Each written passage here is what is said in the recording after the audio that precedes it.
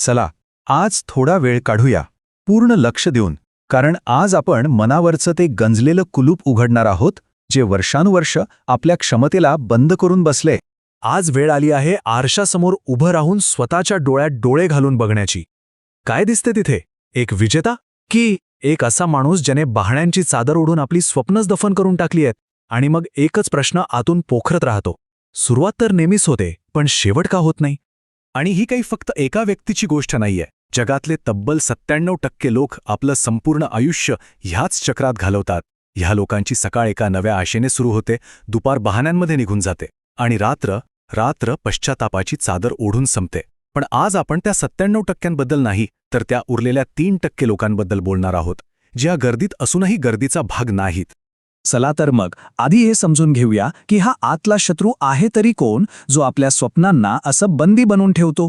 बघा, खरी समस्या टॅलेंटची नाहीये, अजिबात नाही. खरी समस्या आहे त्या काही क्षणांच्या मोटिवेशनच्या नशेची.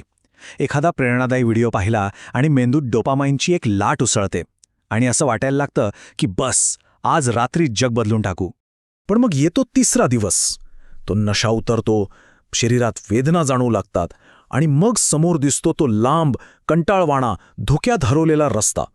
आणि बरोबर इथेच 97% लोक गाडी साईडला घेतात. ते उत्साहालाच शिस्त समजण्याची एक मोठी चूक करून बसतात. आणि हे सातत्य नसणं ही फक्त एक वाईट सवय नाहीये. नाही, ही तर हळूहळू होणारी आत्म्याची हत्या आहे. विचार करा, प्रत्येक वेळे जेव्हा आपण स्वतःला दिलेलं वचन मोडतो, तेव्हा आपण आपल्या आत्मविश्वासाच्या इमारतीची एक एक वीट पाडत असतो. आणि मग एक वेळ अशी येते की स्वतःवरचा विश्वासच उडून जातो. बरं, मग आता त्या 3% लोकांबद्दल बोलूया. असं काय आहे त्यांच्याकडे जे इतरांकडे नाही? त्यांच्याकडे कोणतीही जादूची कांडी नाहीये. त्यांच्याकडे आहे फक्त एकच गोष्ट, ती म्हणजे कंटाळवाण्या कामाला कवटाळण्याची ताकद.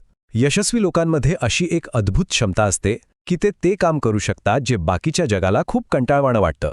म्हणूनच थिंक अँड ग्रो रिच या पुस्तकात चिकाटीला म्हणजेच पर्सिस्टन्सला यशाचा सगळ्यात महत्त्वाचा आधारस्तंभ मानलं गेलं आहे. हे 3% लोक काही गोष्टी अगदी स्पष्टपणे जाणतात. पहिलं, प्रेरणा ही एक फसवणूक आहे. ते कधीच मोटिवेशनची वाट बघत बसत नाहीत. ते त्यांच्या सिस्टमवर, त्यांच्या रोजच्या प्रक्रियेवर विश्वास ठेवतात. आणि सगळ्यात महत्त्वाचं, जेव्हा त्यांचं मन म्हणतं अरे आज थांब, तेव्हा त्यांचा आतला आवाज गरजतो, नाही, हीच ती वेळ आहे जिथे मी बाकीच्यांना मागे टाकेन. नेपोलियन हिल यांनी आपल्याला यशाची 7 सूत्र दिली आहेत. आणि ही सूत्र इतकी महत्त्वाची आहेत की ती आपल्या आयुष्याच्या मंदिराचा पाया बनवू शकतात. त्यामुळे आता जे काही सांगणार आहे ते जरा लक्ष देऊ नये का. तर ही आहेत ती 7 सूत्र. 1. तुमचं एक निश्चित ध्येय असायला हवं. 2. त्यासाठी एक पक्की सुव्यवस्थित योजना हवी. 3. चिकाटी म्हणजे सातत्य. 4. योग्य लोकांची संगत, ज्याला मास्टरमाइंड ग्रुप म्हणतात. 5. तुमच्या सुप्त मनाची शक्ती ओळखणं. 6. पटकन निर्णय घेण्याची क्षमता. आणि 7. जास्ती विचार करण्याऐवजी कृतीवर भर देणं. हे 7 खांब आहेत ज्यावर यशाचं मंदिर उभं राहतं. आणि ह्या तत्वांचा प्रभाव फक्त पैसा कमवण्यापुरता नाहीये. एक साधं गणित बघा. जर रोज फक्त 1% सुधारणा केली तर कंपाऊंडिंगच्या जादूमुळे वर्षाच्या शेवटी आपण 37 पटीने सुधारलेले असतो. ही गणिताची नाही तर सातत्याची जादू आहे. हेच सातत्याचं तत्व एका छोट्याशा गोष्टीतून खूप छान समजतं. एका लहानशा गावात एक कारागीर होता, साधासुधा. त्याने एक दिवस ठरवलं की गावाबाहेरच्या त्या उंच ओसाड डोंगरावर एक भव्य मंदिर बांधायचं. सगळे गावकरी त्याच्यावर हसले, म्हणाले, अरे वेडा आहेस का, तुझ्याकडे ना पैसे आहेत ना माणसं, हे शक्यच नाही. पण त्या कारागिराने फक्त एकच नियम बनवला. रोज सकाळी उठायचं आणि एक मध्यम आकाराचा दगड उचलून त्या डोंगरावर नेऊन ठेवायचा. बस. 1 महिना गेला, डोंगरावर फक्त 30 दगड होते. 1 वर्ष गेलं, तिथे दगडांचा एक छोटा ढिगारा दिसू लागला. पण 5 वर्षानंतर एकेच सकाळी जेव्हा गावकरी उठले तेव्हा त्यांच्या डोळ्यांसमोर त्या डोंगरावर एक विशाल, सुंदर मंदिर उभं होतं. सगळं गाव धावत डोंगरावर गेलं. सगळेच आश्चर्यचकित होते. त्यांनी विचारलं, हे कसं गेलंस? हा तर चमत्कार आहे. त्या कारागिराने आपले कष्टलेले हात दाखवले आणि अगदी शांतपणे म्हणाला, यात जादू काहीच नाही, हे साधं गणित आहे. रोज फक्त 1 दगड. लक्षात ठेवा, महान गोष्टी एका दिवसाच्या उत्साहात नाहीत तर रोजच्या छोट्या छोट्या प्रयत्नातून घडतात.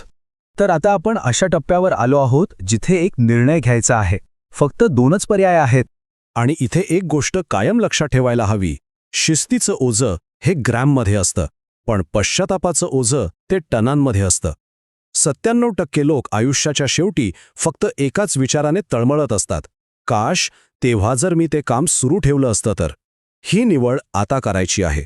चला तर मग या सगळ्या विचारांना आता कृतीत उतरवूया. ही आहे 90 दिवसांची एक सोपी योजना. पहिल्या 30 दिवसांत काय करायचंय, फक्त सवय लावायची आहे. रोज फक्त 5 मिनिटं द्या.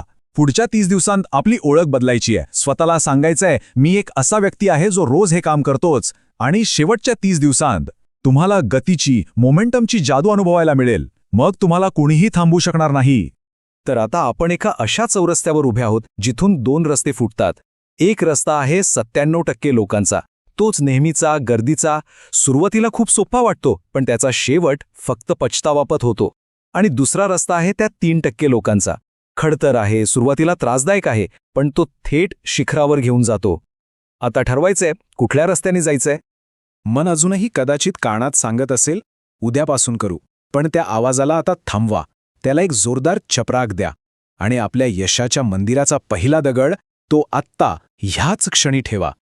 कारण एक गोष्ट नेहमी लक्षात ठेवा, इतिहास सुरुवात करणाऱ्यांना नाही तर शेवट करणाऱ्यांना आठवतो.